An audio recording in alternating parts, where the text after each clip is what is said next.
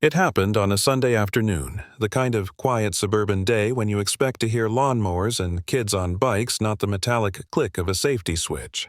But that's exactly what I heard. And when I stepped to the doorway, I saw it my wife standing on our porch and a man who called himself the neighborhood security chairman pointing a loaded gun straight at her chest. I froze. Rachel didn't. Her eyes were locked on him, steady, unblinking, like she'd been here before. And that's when I knew. This wasn't just about offense anymore. This was about power, and we had just become the target. When we first moved to Maple Ridge, it looked like the kind of place you dream about after years of long commutes and office deadlines. I was 42, an engineer worn thin by big city grind. Rachel and I wanted quiet, wanted peace. She told people she was a fitness consultant at a nearby military facility, just vague enough to stop further questions. She jogged every morning, calm and disciplined always, with that strange habit of scanning rooftops and exits. I thought it was just her being careful. Turns out it was something else entirely. At first, the neighbors welcomed us.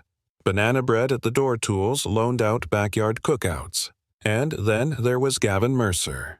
He lived a few houses down, flashing his smile and his supposed police badge like he was the mayor of the block.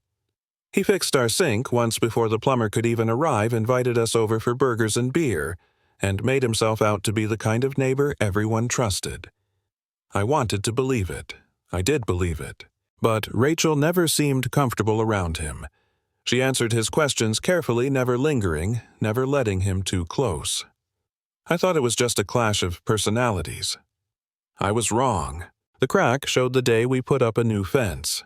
6 feet, solid, iron, legal in every way. I filed the permits, paid the fees, dotted every I. Gavin stood on his lawn watching the contractors like a hawk. He said, "Privacy is one thing, but as a representative of the HOA, I have to think about harmony." HOA. That was the first time he ever claimed a title. We didn't even have an active HOA. But I brushed it off. That night, we found a letter in our mailbox threatening fines, legal jargon demanding we tear the fence down. The law firm's seal looked official, but when I called, they had no idea what I was talking about. Fake. Forged.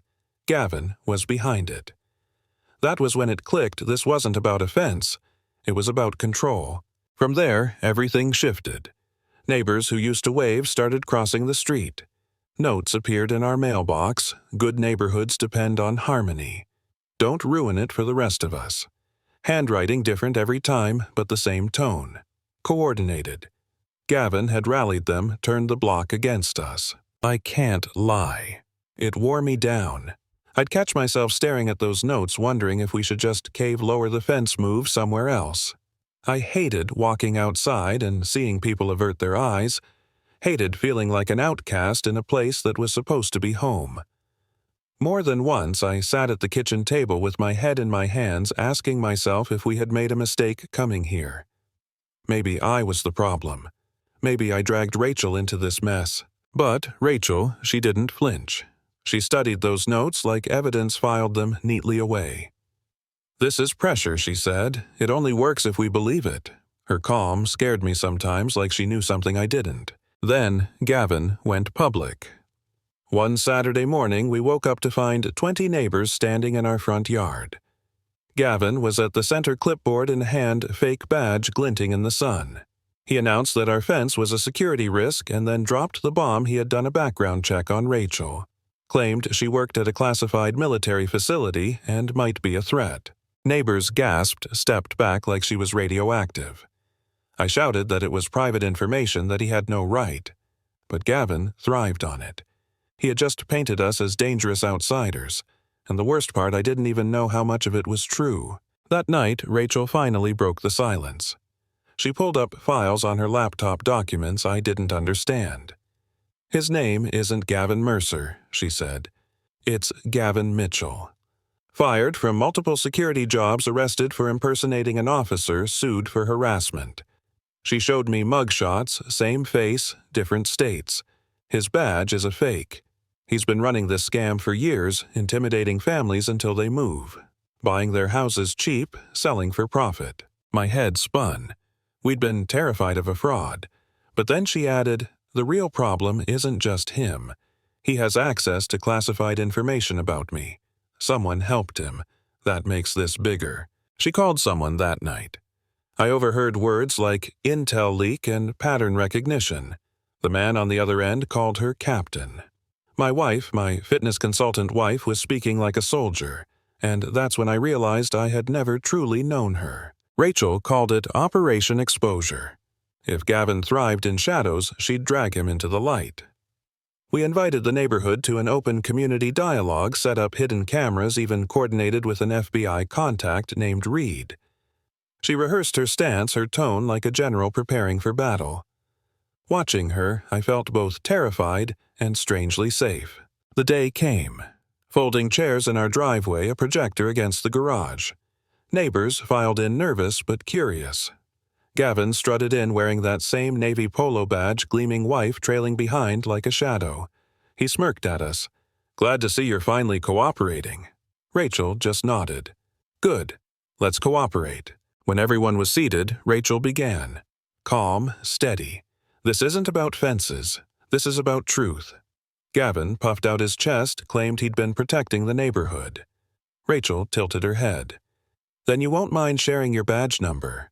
Murmurs rippled. He dodged. She clicked her laptop, projecting the official law enforcement directory, no Gavin Mercer listed. Gasps. He tried to call it a system error. Rachel showed the receipt for a fake badge ordered online. Then a mugshot. Arizona. Another in Nevada. Same charge as impersonation. The crowd erupted. Shouts, disbelief. "You lied to us." Gavin's face twisted, and in a blink his hand went to his belt. The pistol gleamed in the afternoon sun. He pointed it at us, at Rachel, at the whole damn neighborhood. "Sit down," he barked, voice cracking. "You don't know who she is. She's the real threat. Chaos, parents pulling kids' neighbors, ducking behind chairs. And Rachel. She didn't move. She squared her shoulders, eyes locked on him. "Gavin, you've just committed aggravated assault in front of 20 witnesses. This is the end of your game." He sneered, tried to steady the gun. "Stay back, I'm in control." But he wasn't. Rachel moved fast, too fast for me to track. One moment she was still, the next she was a blur. She twisted his wrist, the gun clattered to the pavement. In the same breath she spun him, forced his arm behind his back, and dropped him to his knees.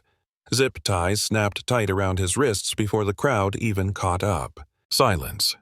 Then Rachel's voice, sharp and commanding. "Gavin Mitchell, you are under citizen's arrest for impersonating a police officer, aggravated assault, and conspiracy to commit fraud." For a beat, the only sound was Gavin's ragged breathing. Then applause, slow at first, then louder until the whole street was on its feet. Phones were up, recording streaming. The sirens came minutes later, real cops this time, real agents. They hauled him off while neighbors stared stunned, some cheering, some still pale with fear. As they dragged him away, Gavin spat over his shoulder. "You think this is over? You were targeted long before you moved here. There are bigger people behind me. They won't stop." Rachel didn't answer. She didn't need to. She just stood there, calm as ever, shoulders squared, eyes like stone. And for the first time I understood what it meant to be truly unafraid. That was the moment Gavin's empire of lies crumbled. The badge, the clipboard, the threats, they meant nothing. My wife had stripped it all away in front of everyone. He walked into our trap, certain of his power, and left in handcuffs, exposed as a fraud. And me, I learned something I'll never forget. Sometimes the loudest authority in the room is just smoke and mirrors, and the only way to beat it is to stand your ground even when your knees are shaking.